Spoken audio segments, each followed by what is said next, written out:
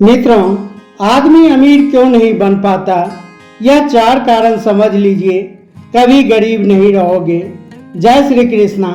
मित्रों, स्वागत है आप सभी दर्शकों का कथा सागर बैरमन यूट्यूब चैनल में। मित्रों, आज मैं आपके लिए बहुत ही काम की जानकारी लेकर आया हूँ। आपसे निवेदन है कि वीडियो को पूरा जरूर सुनें। कहते हैं, मनुष्य धनवान कैसे बनता है, कैसे प्रगति के रथ पर सवार होकर बुलंदियों को छूता चला जाता है। इस कहानी से समझिए, ये 4 बातें आपके लिए बहुत ही काम की है। यदि आपने इसका पालन कर लिया तो विश्वास मानिए, आपको कभी बुरा दिन देखना नहीं पड़ेगा और ना कभी धन पैसे की कमी आएगी। यह कहानी काल्पनिक जरूर है, पर मनुष्य के लिए बहुत बड़ा सबक है। प्रिय दर्शकों, किसी गांव में एक बड़ा ही चतुर नाई रहता था। एक पंडित से उसकी मित्रता थी। दोनों साथ साथ रहते थे।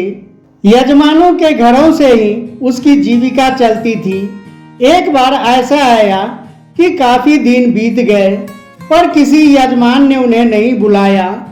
अब तो उसके आगे रोजी रोटी का संकट खड़ा हो गया। परिवार को कैसे पाले, यह समस्या बनी हुई थी कि एक दिन नाई ने पंडित जी से कहा, हे मित्र, अपना धंधा तो चल नहीं रहा है, क्यों न प्रदेश चलकर प्रदेश में ही कोई छोटा मोटा काम करके धन कमाएंगे। मित्रों, अब तो वे दोनों थोड़े बहुत पैसे जो पहले से जमा करके रखे थे उन्हें लेकर प्रदेश जाने लगे। इसके साथ साथ नाई ने अपने औजारों की पेटी रख ली। एक मोटी सी रस्सी, एक दही से भरी हुई मटकी, एक ढोलक और साथ में कुछ सिक्के लेकर चलने लगा। पंडित जी ने पूछा, नाई भाई, आप इतनी सारी चीजों को साथ लेकर क्यों व्यर्थ में भार बढ़ा रहे हो? दही तो चलो खाने के काम आ जाएगा, परंतु इस रस्सी और ढोलक का क्या करोगे?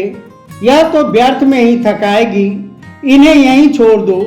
नाई कहने लगा, महाराज, चीज कोई भी व्यर्थ नहीं होती, बस उसको सही समय पर इस्तेमाल करना आना चाहिए। कई बार हम लोग कुछ चीजों को व्यर्थ समझकर फेंक देते हैं या उसका सही समय पर इस्तेमाल नहीं कर पाते हैं, इसलिए वह हमें व्यर्थ लगती है। पंडित जी ने सोचा, चलो ठीक ही है, जब भी मनोरंजन करने की इच्छा होगी तो ढोलक बजाकर गा लिया करेंगे। इस प्रकार नाई और पंडित शहर के लिए जाने लगे। चलते चलते रास्ते में उन्हें एक सूअर का बच्चा दिखाई दिया। नाई ने सूअर के बच्चे को भी पकड़कर अपने थैले में रख लिया। पंडित जी को फिर ऐतराज हुआ। कहने लगे, अरे मित्र नाई, इस सूअर के बच्चे का क्या करोगे? खुद के खाने का तो इंतजाम नहीं है, इसे कहाँ से खिलाएंगे? नाई बोला, कोई बात नहीं, मैं सब संभाल लूंगा, आप तो बस साथ चलिए। यदि कोई ग्राहक मिल गया तो उसे बेचकर पैसे भी बना लेंगे। मित्रों, इस प्रकार पंडित जी को समझाकर वे दोनों शहर के नजदीक पहुंच गए। शहर में पहुंचने पर उन्हें पता चला कि यहाँ का जो राजा है, उसके पुराने महल में रात को एक राक्षस आता है जो महल में रहने वाले को खा जाता है, और अब तक तो वह हजारों लोगों को खा चुका है। राजा ने पूरे शहर में यह ढिंढोरा पिटवा रखा था कि जो कोई उस महल में ठहर कर उस राक्षस को मार डाले या उसे भगा दे तो राजा उस बहादुर व्यक्ति के साथ अपनी बेटी का विवाह कर देगा और आधा राजपाट भी दे देगा। मित्रों, राजा की घोषणा सुनकर नाई ने पंडित जी से सलाह की और बोला, महाराज, जीवन में बड़ा बनने का अवसर 1-2 बार ही आते हैं। यदि मनुष्य ने उन्हें गवा दिया तो वह कभी बड़ा आदमी नहीं बन सकता। आज अवसर हमें आवाज देकर बुला रहा है। यदि हम राक्षस को मारने में या भगाने में सफल रहे तो जीवन भर बैठकर राज करेंगे। नाई की बात सुनकर पंडित जी बोले, अबे मूर्ख आदमी, यह अवसर हमें नहीं बुला रहा है, बल्कि हमारी मौत हमें बुला रही है। यदि हम राज और राजकुमारी के लालच में आ गए तो वह राक्षस जरूर हमें खा जाएगा। अक्सर लालच के कारण ही मनुष्य विपत्ति में पड़ता है। जीव के लालच में ही मछलियां कांटे में फंसती है। ध्वनि के लालच में हिरण शिकारी का शिकार बनता है और दाने के लोभ में पड़कर पक्षी जाल में फंस जाते हैं। मौत और विपत्ति हमेशा लालच देकर ही जीवन को फंसाती है और जो बुद्धिमान पुरुष होते हैं वह इस तरह के लालच में कभी नहीं पड़ते। कहीं मेहनत मजदूरी करके खा लेंगे, कम से कम जिंदगी तो सुरक्षित रहेगी। नाई कहने लगा, महाराज एक बात सुनो, नदी पार वही करते हैं जो उसमें कूद कर तैरते हैं। डरकर किनारे पर खड़े रहने वाले कभी नदी को पार नहीं कर सकते हैं। साहसहीन व्यक्ति बड़े होने के सपने तो देख सकता है पर बड़ा नहीं बन सकता। बड़ा बनने के लिए रिस्क तो उठाना ही पड़ेगा। मित्रों, नाई की बात सुनकर पंडित जी घबरा गए। सोचने लगे, आज यह हमें मरवा के ही छोड़ेगा। पंडित जी एक बार फिर समझा कर बोले, मित्र, राजा के महल में जाना, राक्षस से लड़ना, यह हमारी बुद्धिमानी नहीं मूर्खता है। क्यों व्यर्थ की मुसीबत मोल लेना चाहते हो? तुम्हें अपनी जान प्यारी नहीं है तो कोई बात नहीं, कम से कम मेरे प्राणों की तो चिंता करो। महल में जाना सरासर प्राण हत्या करने के समान है। नाई बोला, मित्र परेशान मत हो, हम जरूर जीतेंगे। जीतने वाले कोई अलग काम नहीं करते, जीतने वाले हर काम अलग तरीके से करते हैं। गरीबी और लाचारी का जीवन जीने से अच्छा है कि मौत से भी लड़कर हमें उन्नति करनी चाहिए। दरिद्रता का जीवन तो वैसे भी मृत्यु के समान है। हम पूरा जीवन मेहनत करें तो भी इतना नहीं कमा सकते कि राजा बन जाएं। थोड़ी सी हिम्मत करके किस्मत आजमाने में क्या जाता है। मरना तो एक न एक दिन है ही। हिम्मत और बुद्धि बल से काम लेने पर कठिन से कठिन काम में भी सफलता पाई जा सकती है। प्रिय बंधु, नाई की बात सुनकर पंडित जी का भय दूर तो नहीं हुआ, फिर भी नाई का साथ छोड़ना उचित नहीं समझा। कहते हैं, जो धन अत्यंत संघर्ष करने पर प्राप्त हो, शत्रु के आगे सिर झुकाने पर प्राप्त हो, अपमान सहकर प्राप्त हो, जिसमें जान जाने का खतरा हो, धर्म का उल्लंघन करने से प्राप्त हो, उस धन में मन नहीं लगाना चाहिए। प्रिय बंधुओं, अब तो पंडित जी डरते डरते नाई के साथ चलने को हाँ तो कर दिया, पर हिम्मत साथ नहीं दे रही थी। नाई और पंडित राजा के दरबार में पहुंचे, पान का बीड़ा उठाया और कहा, महाराज, हम आपके महल से राक्षस को भगाएंगे। उस दिन शाम का भोजन उन दोनों ने राजा के यहाँ ही किया। तरह तरह के स्वादिष्ट व्यंजन आज जीवन में पहली बार खा रहे थे। बड़ा आनंद आया। उसके बाद वे दोनों राजा के पुराने महल में चले गए। वहां पहुंचकर महल के सभी खिड़की और दरवाजे बंद कर लिए और आपस में बातचीत करने लगे।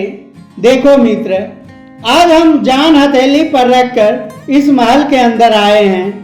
ऐसे में हमें लापरवाही बिल्कुल नहीं बरतनी चाहिए। विद्वान लोग कहते हैं कि मनुष्य को भय से उस समय तक डरना चाहिए जब तक कि वह भय से दूर हो। जब उसे सामना पड़ जाए तो फिर बिना डरे बेधड़क होकर उससे भिड़ जाना चाहिए। इसी में उसकी भलाई है। एक काम करो, आधी रात तक जाग कर मैं पहरा देता हूँ, तब तक तुम आराम से सो जाओ। आधी रात के बाद में तुम जागना और मैं सो लूंगा। पंडित जी ने कहा, ठीक है। मित्रों, अब तो पंडित जी महाराज सो गए और बेचारा नाई जागकर राक्षस के आने का इंतजार करने लगा। इधर जब राक्षस के आने का समय हुआ तो महल के दरवाजे बंद देखकर दरवाजा खटखटाने लगा। कहने लगा, मेरे महल में मुझसे पहले आज कौन घुसकर सो गया है? द्वार खोल दो वरना मैं दरवाजा तोड़ दूंगा। प्रिय बंधुओं, राक्षस की भयंकर आवाज सुनकर भी नाई डरा नहीं। वह बेधड़क होकर कहने लगा, अबे बदतमीज, कौन है जो शोर मचाकर मेरी नींद भंग कर रहा है? राक्षस बोला, मैं राक्षस हूँ और यह घर मेरा है। मेरे घर में सोने वाला तू कौन है? नाई बोला, बेटा मैं तेरा बाप हूँ।